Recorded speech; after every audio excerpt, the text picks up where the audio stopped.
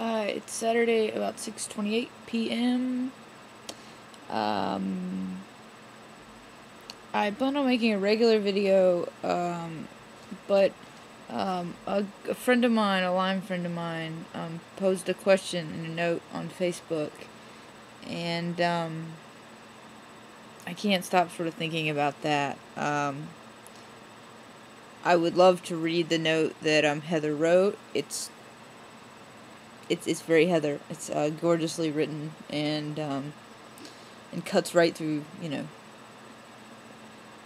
right to where it needs to be. The sort of gist of it was, how do you as a person dealing with chronic illness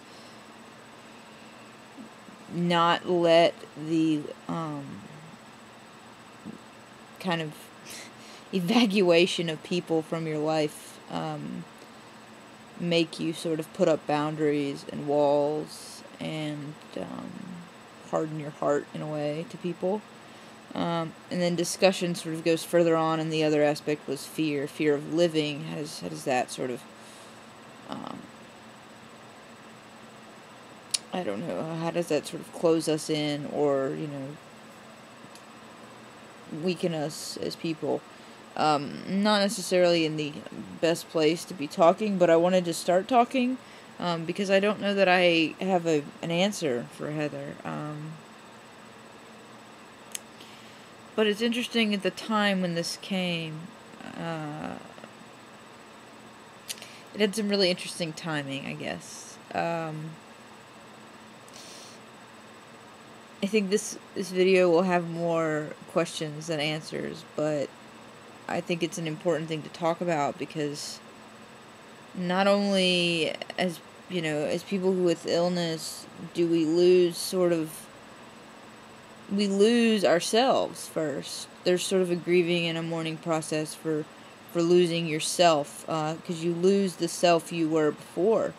And I remember this was something I had a really hard time with, and I still have a hard time with it, sort of mourning the loss of this person that I'm not anymore in a lot of ways.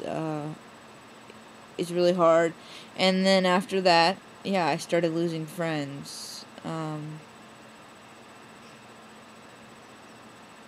don't know, sometimes I feel like some of them I lost sort of unintentionally, just sort of lost touch, and it's hard for me to sort of know how many I would have lost touch with anyway, and how many I maybe would have stayed in touch with, but it's sort of like an evacuation. I got too busy to keep up, and then a really good friend of mine, for no reason, stopped answering my emails, when I really needed somebody, and I was really reaching out to the wrong person, because there was somebody else in my life who I love dearly and unfortunately don't have the relationship I'd like to have with right now. Would have been there for me. And that was sort of a learning process too, of finding who was willing to be the pillars for me, because the 500 poles weren't doing it anymore. I had to find people that could carry more weight, that could be the columns in my life, and I've been lucky. I have some really good ones, but I've lost a lot of really good ones too, and it's hard not to take it personally.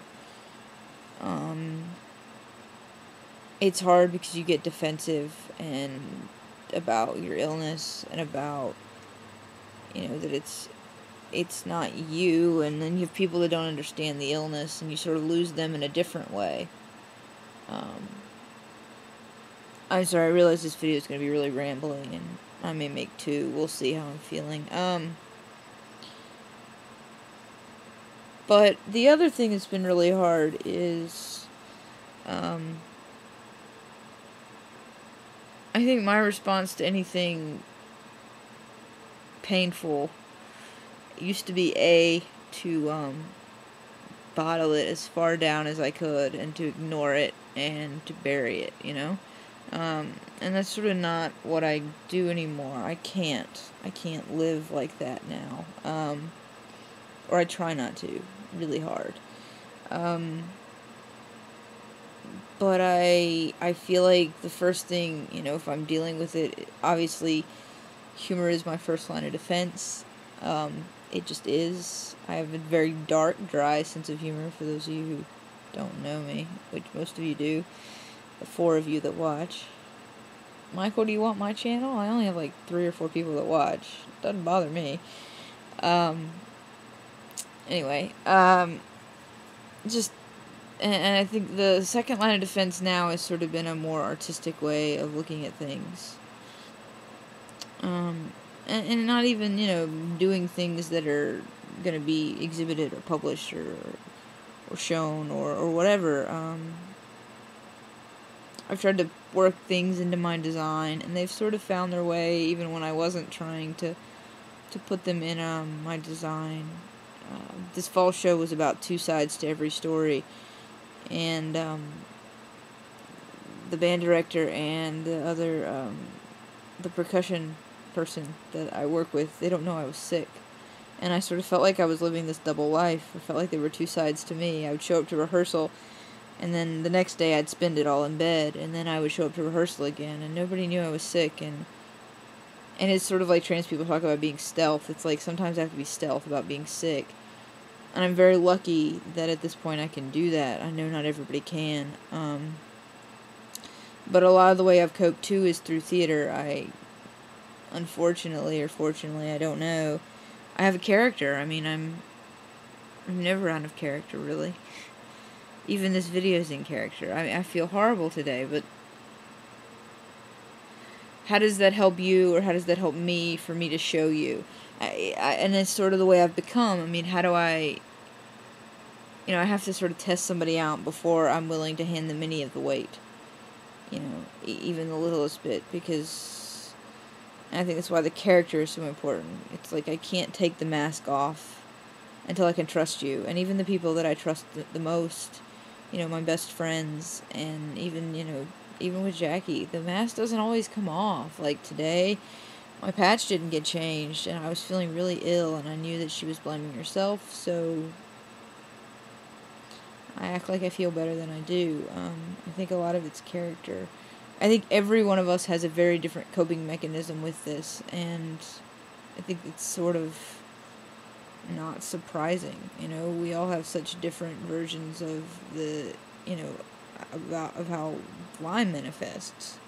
And I think we're all people that are so individual that the way we approach the illness and the way we deal with the illness are really different, in the way that we deal with the repercussions, emotional, mental, physical repercussions are very different.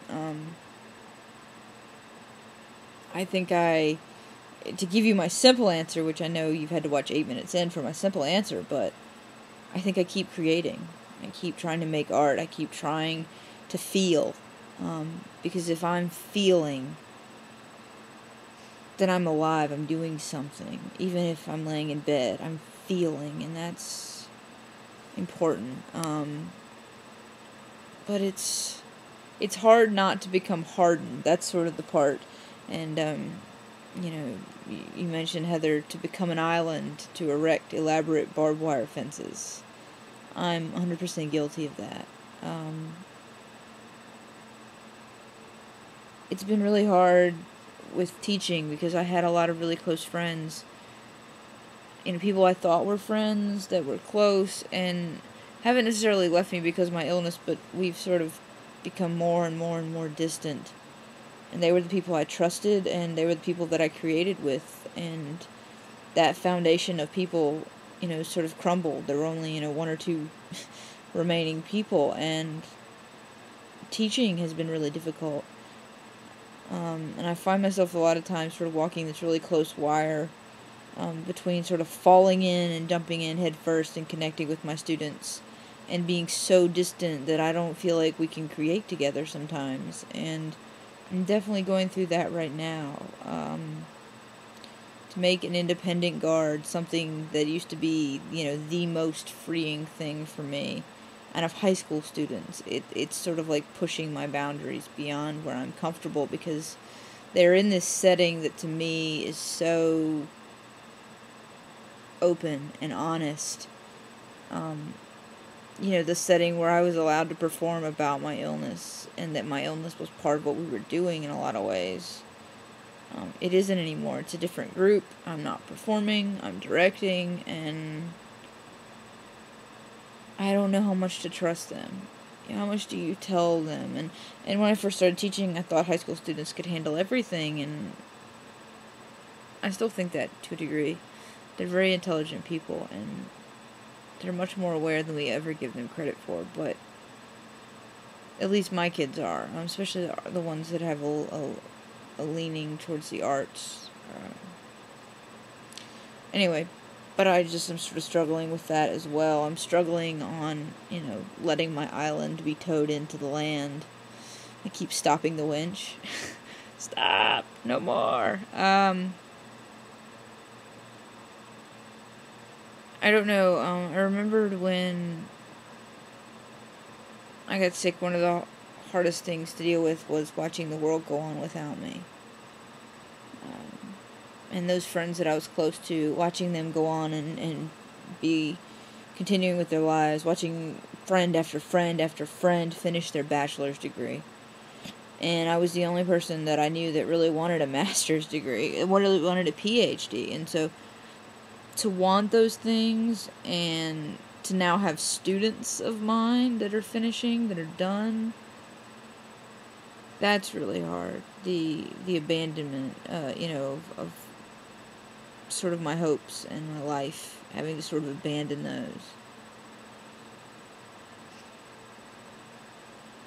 And I know some people were commenting that the way they deal with it is they sort of rationalize that it's other people's, inability, weakness, whatever you wanted to state it. It's the other person's, failing and their loss that they're not your friend. And part of me wishes I could get behind that, because it seems really easy compared to how I approach things, but I don't. I blame myself, no matter what, and I think just being honest about that, being honest about the fact that I feel to blame instead of trying to pretend like I don't, sort of helps. A lot of being sick, I think, weird analogy, but analogies are my favorite thing ever. So, I think in life we're sort of forced to stand in one mirror and look, and we don't have to look all the time, but when you get sick, all you see around you is mirrors. There are mirrors on every side, and it's hard to escape yourself, and it's hard to escape your thoughts. And you have a lot of time to deal with it, and a lot of time to process it, and you have no distraction, like most people do. There's just a huge difference between the way me and Jackie deal with things, because she has much more distraction than I do in a lot of ways. And distraction can be a gift, and it can be another curse. You can go years without dealing with something just because you're focusing on something else because it hurts. I think sometimes it's okay to be in the hurt. And sometimes it's okay to sort of sleep with the pain. Because if I've learned anything, it's that I'm so much more thankful for the people that I do have. And I feel lucky that they're still here. And I feel lucky that I'm still here. And if I have a funeral and only 2 people show up, if those people knew me and they knew who I was authentically, who I, was striving to be, what my dreams were, or what my hopes were, if they know me honestly, I'll take the quality over the quantity. Anyway, rambling video, very long. I apologize. Thanks for the question, and thanks for being one of those people that I know I can reach out to if I ever need anything. Take care. Be well.